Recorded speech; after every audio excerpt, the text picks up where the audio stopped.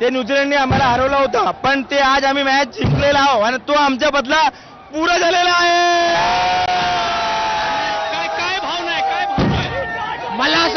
मला असं वाटते नागपूर सोडून कुठे एवढ्या मोठ्या प्रमाणात जमलेले व्यक्ती नाही आहेत. नागपूरमध्ये सगळे म्हणजे सर्व जाती धर्म सोडून आम्ही एकत्र जमलेलो आहे. त्यासाठी भारत जिंकलेला आहे. भारत तर दीपक, अशा पद्धतीच्या तरुणाईच्या भावना आहेत. सर्व भेदाभेद जे आहे ते विसरून आम्ही या ठिकाणी एकत्रित आलेलो आहे आणि क्रिकेट नेहमीच तरुणाईला आणि भारतीयांना एकत्रित आणत असते आणि तोच चित्र जो आहे तो आज या ठिकाणी पाहायला मिळतंय. एका प्रकारे दिवाळी आणि होळी जी आहे ती आज एकाच दिवशी नागपुरात पुन्हा साजरी केली जात आहे. अशाच पद्धतीचं चित्र जो आहे तो या लक्ष्मीभुवन चौकावर आहे. नक्कीच रजत, तू राहाच आपल्यासोबत. आपण पुन्हा एकदा न्यूजरूम मध्ये जाऊयात. विजय साळवी आपल्यासोबत आहेत. विजय, खरं तर या सगळ्या विजयामध्ये जो प्रमुख ज्याचं नाव घ्यावं लागतंय आपल्याला सातत्यानं तो म्हणजे संजू सॅमसन.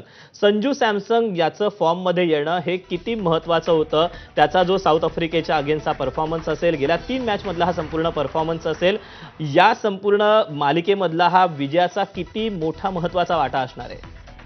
दीपक, पहिल्यांदा आपल्याला एक लक्षात घ्यायला पाहिजे की संयम हा किती बाळगावा लागतो.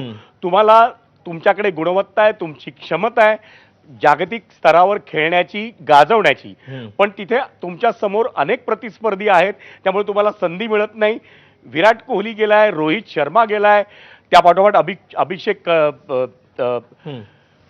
आणखी नायर असेल, आणखी जी मंडळी असतील, ही मंडळी आज तुझ्या स्पर्धेत नाहीयेत, पण त्याला संधी मिळत नाहीये. ती संधी मिळेपर्यंत वाट पाहिली संजू सॅमसननं आणि जेव्हा त्याला संधी मिळाली त्या संधीचं त्यानं सोनं केलं. खऱ्या अर्थानं आपल्याला ती मॅच उपांत्यपूर्व फेरीची मॅच होती, बाद फेरीची मॅच होती आणि तो सामना आपण संजू सॅमसननं जी कसोटी क्रिकेटला साजेशी फलंदाजी करून एक मोठी खेळी केली, त्या खेळीनं आपल्याला ती मॅच जिंकून दिली. मग पुन्हा आपण सेमीफायनलमध्ये इंग्लंडसमोर जिंकलो.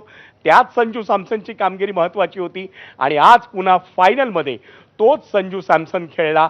सलग 3 सामने, सलग 3 अर्धशतकं आणि ही कमालीची कामगिरी संजू सॅमसनची भारतीय संघाच्या या दुसऱ्या 2020 विश्वचषकाच्या, सलग दुसऱ्या 2020 विश्वचषक विजयाच्या आणि आजवरच्या तिसऱ्या 2020 विश्वचषक विजयाच्या यशात अतिशय मोलाची आहे असं दीपक म्हणावं लागेल. नक्कीच विजय, मात्र या सगळ्यामध्ये आणखी एक महत्त्वाचा चेरी ऑन द टॉप जो आजचा परफॉर्मन्स होता तो म्हणजे जसप्रीत बुमराचा. त्यानं 4 विकेट्स घेतलेल्या होत्या आणि यासोबतच बुमरासारखा गोलंदाज भारतीय संघामध्ये असणं हे किती मानसिकदृष्ट्या संपूर्ण संघासाठी देखील महत्त्वाचं असतं की आपल्याकडे बुमरा आहे, आपल्याकडे आज त्यासोबतच अर्शदीप सिंग आहे, पण बुमरासारखा बॉलर असणं की जो प्रतिस्पर्धा देखील धडकी भरवतो ते किती महत्त्वाचं असतं आपलं मोरल बूस्ट करण्यासाठी देखील. दीपक, एक जमाना होता की जागतिक क्रिकेटमध्ये भारताकडे फिरकी गोलंदाज हे अस्त्र म्हणून आपण पाहत होतो. कपिल देव आला, या क्षितिजावर कपिल देवचा उदय झाला आणि कपिल देव नंतर प्रत्येकानं त्याच्यामध्ये आपला आदर्श शोधला.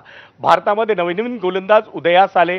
मग जवागल श्रीनाथ असेल, व्यंकटेश प्रसाद असेल आणि त्यानंतर सातत्यानं नवनव्या पिढ्या घडत गेल्या आणि आज आपल्याकडे जसप्रीत बुमरा हे असं नाव आहे की कपिल देवने देखील त्याचा गौरव केलेला आहे, त्याचा उल्लेख करून की आज जगाला आपला हेवा वाटतोय की आपल्याकडे जसप्रीत बुमरा आहे. मगाशीच मी तुला सांगितलं की आपल्याकडे एकेकाळात सचिन तेंडुलकर होता, त्याचा जगाला हेवा वाटायचा, विराट कोहली होता, त्याचा जगाला हेवा वाटायचा आणि आज जसप्रीत बुमरा आपल्याकडे आहे, त्याचा जगाला हेवा वाटतोय.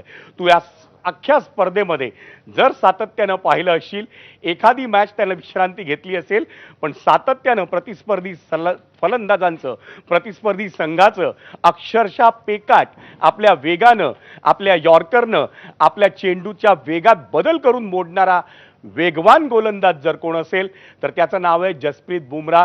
आणि म्हणूनच जसप्रीत बुमरा जितकं संजू सॅमसनचं नाव आपल्याला घ्यायला हवं, जितकं सूर्यकुमार यादवच्या नेतृत्व कौशल्याचं नाव घ्यायला हवं, जितकं ईशान किशनचं नाव घ्यायला हवं, तितकंच नाव आपल्याला जसप्रीत बुमराचं घ्यायला हवं.